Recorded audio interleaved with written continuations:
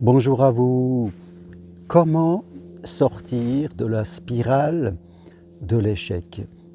La première des choses à se dire, c'est qu'il n'y a pas des gens qui sont destinés à vivre que des échecs et ne pas être dans la vie qu'ils pourraient vivre, et puis d'autres personnes qui, elles, ont le droit ou le mérite d'être dans l'amour, dans l'abondance. Donc il n'y a pas de clan, je dirais, et puis où on aurait la chance de naître dans un clan et ne pas être dans l'autre, non. Il y a simplement des personnes qui ont des histoires différentes. C'est vrai, certains ont des histoires avantageuses, d'autres des histoires désavantageuses, on pourrait dire, mais ce qui est important, c'est de comprendre, c'est que l'être humain eh bien, est une machine à apprendre. Et nous ne nous sommes jamais enfermés dans la vie où nous sommes. Et c'est ça qui est important, de le comprendre et de choisir le chemin de la progression. Parce qu'un être humain est une personne qui sans cesse progresse, marche en avant, comme sur le chemin de Compostelle où je vous parle. Aujourd'hui, je suis venu marcher quelques jours ici en Provence sur le chemin de Compostelle. Eh bien, on va de l'avant. Il y a le passé qui est derrière. Il y a le présent ici où je suis, et il y a mon futur qui est devant moi, et mon futur ne sera pas qu'une réplique de ce qui s'est passé derrière moi. Je suis un être humain, je suis né dans ce monde, dans ma famille, je ne l'ai pas choisi, j'ai dû m'adapter à eux, m'adapter à leur histoire de mes parents et de tout ce qui s'est passé. Mais aujourd'hui, si j'ai 30 ans, 40 ans ou 50 ans, je suis un adulte responsable, donc c'est à moi de poursuivre le chemin devant moi et de le construire. Et de ne pas suivre le chemin de mes parents s'il ne me convient pas. En tout cas, de l'améliorer.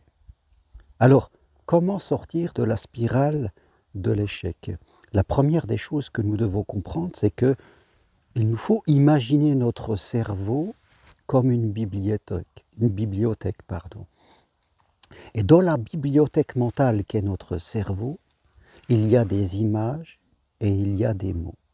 Et ces images et ces mots provoquent en nous des émotions qui vont provoquer des comportements que je vais avoir dans ma vie, quelle qu'elle soit. Alors, il y a des gens, comme je le disais, qui ont la chance d'avoir des belles images et des beaux mots, et d'autres qui ont eu peut-être un peu la malchance de ne pas avoir des belles images et des mots. Et dans leur tête, eh bien, ils ont des phrases: je ne mérite pas, je ne suis pas assez bien, je ne réussirai pas, on va me manipuler, que sais-je encore. Et avec ces mots qu'ils se répètent dans leur bibliothèque mentale, eh bien, ils associent des images. C'est des images d'échecs, des images de souffrance, de difficultés. C'est ce que nous appelons nos représentations internes, qui sont plus ou moins conscientes, plus ou moins furtives, mais qui sont là.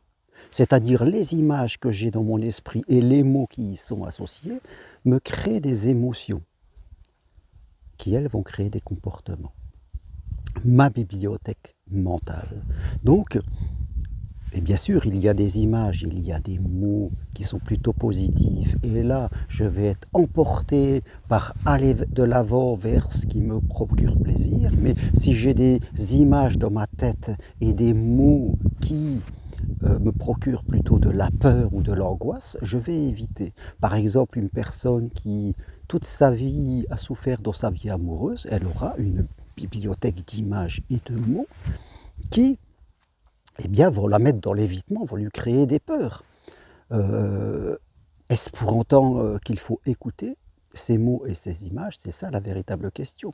Il va falloir peut-être travailler sur changer ces images et changer ces mots. Pour sortir de la spirale de l'échec et de l'abandon, je dirais, la première des choses à faire, c'est de ne pas s'identifier à ces images, à ces mots, c'est-à-dire à ce qu'il y a dans votre boîte mentale, surtout si c'est négatif. Il y a votre identité, vous êtes un être humain, vous avez de la valeur, quelles que soient les choses que vous faites.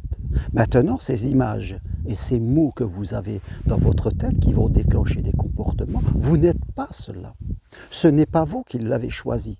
C'est votre histoire et ça vient peut-être de votre enfance, de votre adolescence, peut-être qu'une partie même de votre âge adulte, et parce que vous ne vous a pas donné le mode d'emploi, parce que vous êtes arrivé à votre âge adulte à 18-20 ans, eh bien dans votre bibliothèque mentale, il y avait déjà pas mal d'images négatives et des images et des mots, et fin de compte, la suite n'a été que le prolongement de ça.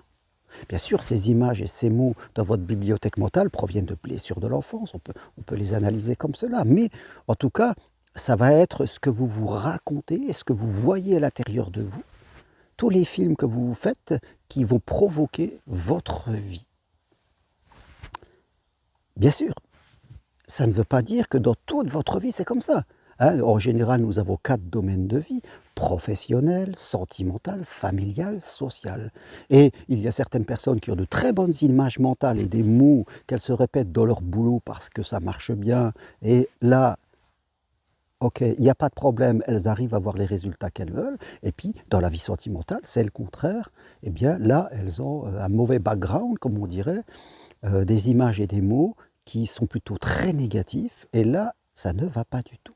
Donc vous voyez, on peut aussi sectoriser ma vie sentimentale, ma vie professionnelle, ma vie sociale et ma vie familiale. Et c'est ça qui est intéressant, c'est que on s'aperçoit que c'est un mécanisme mental.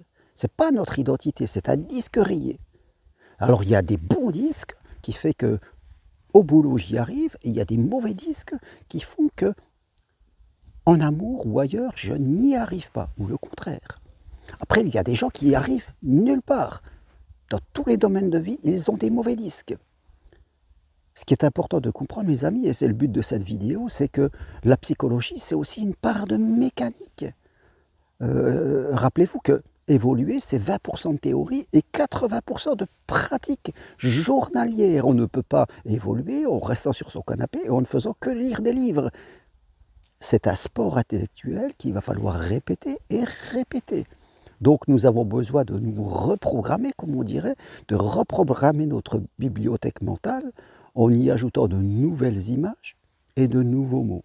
Et plus nous allons le faire, et plus nous aurons, en tout cas, une progression. On travaille cela en hypnose, on travaille cela en venant marcher ici comme sur le chemin de Compostelle, en se faisant accompagner, la méditation, tout cela. Il va falloir, ça sera assez simple à faire, mais ça sera la répétition qui va faire qu'on va progresser au bout d'un moment. En général, au bout de quelques semaines, on commence à voir les premières évolutions. Le premier passage à faire, c'est de ne pas s'identifier à ces mots et à ces images que je me dis dans ma tête, mais de voir ça comme un mécanisme et d'oser aller sur le chemin de la progression. Tant que je me laisse dominer par mes représentations mentales, images et mots, tant que je suis dominé par cela, eh bien, je suis inconscient, je vais être dans l'évitement. Et à chaque fois que je suis dans l'évitement, eh bien, je vais les renforcer. Vous voyez, les gens qui n'ont pas confiance en eux dans un domaine, ils vont être dans l'évitement, ils vont se dire à l'intérieur d'eux, ça me fait peur, je n'y vais pas, je vais trouver plein de raisons pour éviter cela. Et après, ça va se retourner contre eux parce qu'ils vont se dire, ah ben tu vois, t'es vraiment nul, là, ça confirme que t'es nul, hein, t'as pas le courage, t'as pas encore envie d'éviter. Et fin de compte, on va ne faire que amplifier cette chose.